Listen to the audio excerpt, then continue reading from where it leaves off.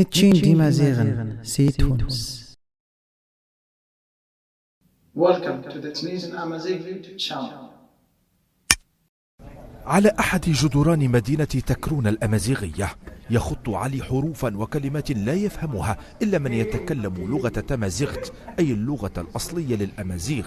يقول علي الذي يحضر مهرجان الأيام الفنية الأمازيغية إن الكتابة بلغته الأصلية هي أحد أهم وسائل الدفاع عن الموروث اللغوي الأمازيغي. احنا ناس عندنا ثقافة كانت مردومة، حبينا نحيروا نحو عليها الغبرة باش تظهر للجميع، على خاطر الثقافة الأمازيغية والأمازيغية بصفة عامة هي لغة شعب أصيل، وإحنا توانسة شعب أصيل. هذه مراسم الزواج لدى الأمازيغ كما تم تشخيصها في المهرجان. وهنا تنخرط سيرين التي تنجز بحثا جامعيا حول العادات والتقاليد الأمازيغية في هذا العرض الذي يقدم لوحات تعكس خصوصية عيش السكان الأمازيغي في جميع مناحي الحياة. حبيت نحيي التراث الأمازيغي، نعرف بالناطقين، عنا ناطقين أمازيغيين مازالوا موجودين في تونس، معناها مش ما فماش أمازيغ في تونس. هذيك هوية لازم نحافظوا عليها، لازم نعاودوا نحيوها باش نعرفوا بالتراث الأمازيغي. المحافظة على خصوصية العيش في القرى الأمازيغية هو الهدف الذي تسعى بعض الجمعيات المدافعة عن التراث الأمازيغي لتحقيقه.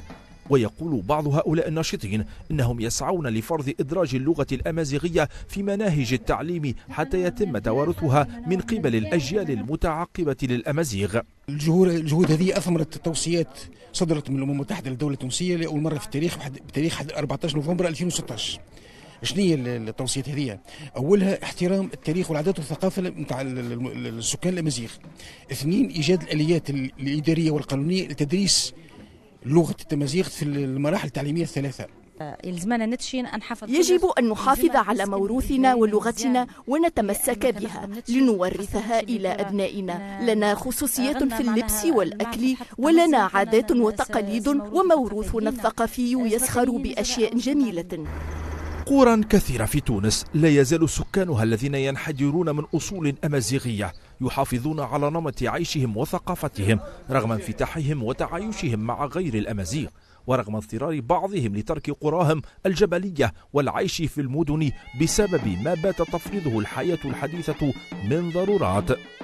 يسعى هؤلاء للمحافظة على ثقافتهم وتراثهم الأمازيغي الراسخ، لا سيما في ظل وجود عوائق كثيرة تحول دون تثبيت هذا التراث بشكل رسمي. توفيق عياشي، الحرة، مدينة تكرون بمحافظة سوسة، وسط تونس.